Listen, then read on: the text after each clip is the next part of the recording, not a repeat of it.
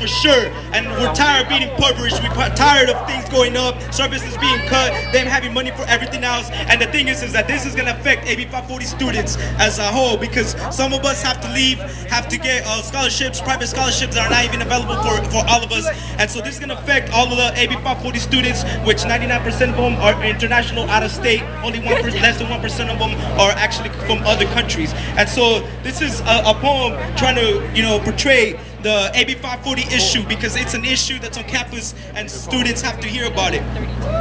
This is a letter to the president. This is a letter to the king, Malcolm Obama. I still have a dream. This is a letter to the president. This is a letter to the king, Malcolm Obama. I still have a dream. How can I ever make you feel, not tell you our grievances, and close the gap that distances, that takes the power from where the people live? I still have a dream. The dream of a pregnant woman walking north to the desert. That same dream of a southern slave with snap shackles guided by the crescent. The dream of being free and a better life. The dream of ending a painful strife. In my dream, I struggle as I move with the sun stare. Twice pursuing the American dream. Twice running from America's nightmare. Mr. President, I still have a dream. All I want is to live in peace. But as a child, I grew up being told that people like me were either criminals or thieves. So I understand why there are people who are terrified to call police when many get cheated by crooked lawyers. Feeling powerless because we're also taken advantage of by twisted employers. The country that watched me grow wants to get rid of me. We stabilize the sector of agriculture, but they paint us as the enemy. Mr. President, I see my mom steer swell.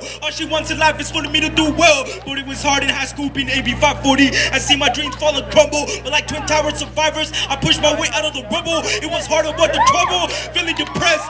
Because God knows that I gave it my best. My mother never raised a quitter. But all this American dream rhetoric to me was nothing but glitter. I remember elementary school, my teacher telling me that I couldn't be president. I was only a child that didn't understand when she said that I wasn't a resident. I came home and cried and asked Mama, why is it that things are this way? Some of us joined the army, we are planning to stay. It's been 15 years and they still haven't got to my case. Sometimes I want to give up, feeling like I'm lost in a legal maze. That's when I close my eyes and I see my mother's face. Because she risked her life for me to see some better days. I'm just asking for my basic human right to freedom and education, the right to live in peace and contribute to this nation, because working parents are being taken in rates sponsored by ICE, and the children are the ones paying the ultimate price. Mr. President, how can we grow old when ICE is turning hearts cold? Hearts cold like when some of us are graduating from places like Harvard but can't practice our profession for being undocumented. The pain is like having part of your heart amputated, because how can we raise a family knowing any day we could get deported? Mr. President, this is part of the story that is never reported, and in the media it is often distorted. How can I raise a family knowing I'm risking it every day? Driving to work to have to put food on the table. With no pension or retirement, I'm good until my body's able. Mr. President, we are more than cheap labor. We deserve this. We're not asking for a free favor. We're students, workers, and soldiers. We're teachers, doctors, and lawyers. I live in terror from ICE, and I still manage to keep on as I struggle with life. I have a dream of one day being a good author. I still have a dream of one day being a good father, but can't help but feel useless, feeling like the future for me is fruitless. Living with this crisis, paranoid about the sirens, driving out without a license with this type of life I live. I can erase a wife or kid. Mr. President, I'm a human being, not an alien or illegal. I want to be free or to fly like a real eagle.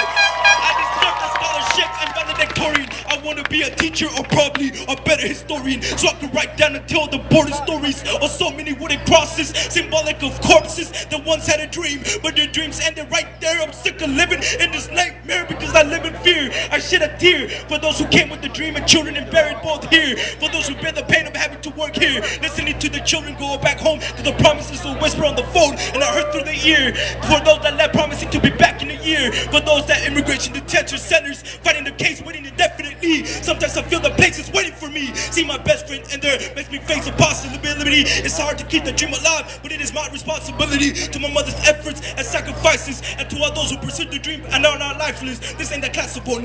This is the class of the iron will and the relentless. As I finish my sentence, this goes out to those who didn't make it, because obstacles were thrown at us as if the system was a machine gun loaded with them, and these obstacles pierce right through our spirit. I hope those in power will hear it, because Mr. President, when I think of Dr. King, I picture him write you a letter saying they still have a dream. Because Mr. President, when I think of Dr. King, I picture him writing you a letter saying I still have a dream.